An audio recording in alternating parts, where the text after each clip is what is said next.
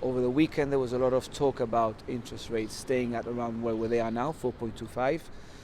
But now the expectation, at least after today's numbers, is that it may increase another 25 or 50 basis points. Now that could change tomorrow.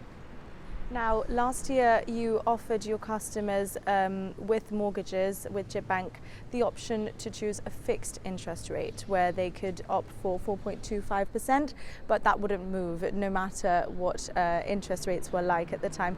What was the take up on that like, and on the back of this news, how would the customers be feeling? As expected, the take up was quite good. People, I think, understood the fact that interest rates are going high, and there's a certain benefit in fixing your expenses for the next few years. So I think people who've invested in these mortgages probably feel relieved now that their interest rate hasn't gone as high as it could have in current conditions. Last year you also announced that you would consider applications for 100% loan-to-value mortgages for those government housing schemes, for example, Hassan Centenary Terraces, Bob Police Mews and Chatham Views. What's the take-up been like on that, and where are you at with those applications as we see those go up quite quickly now? Yeah, well, that is currently work in progress.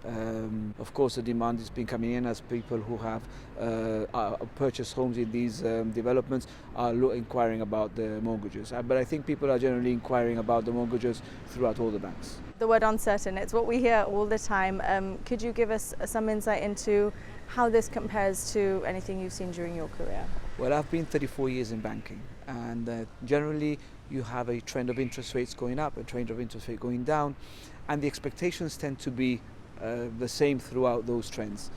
Right now we are living in very volatile times and very uncertain times. In fact, I think the most uncertainty I've seen in terms of interest rate expectations in my banking career.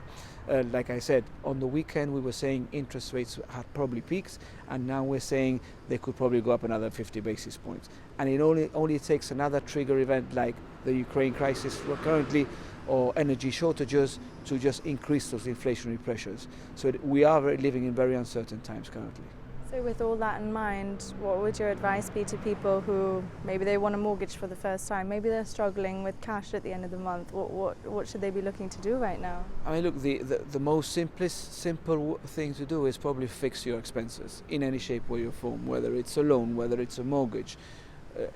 Careful on your day-to-day spending, be wise, and just try and ride the wave that we currently are. I mean, it's unlikely that interest rates will keep going up at this pace.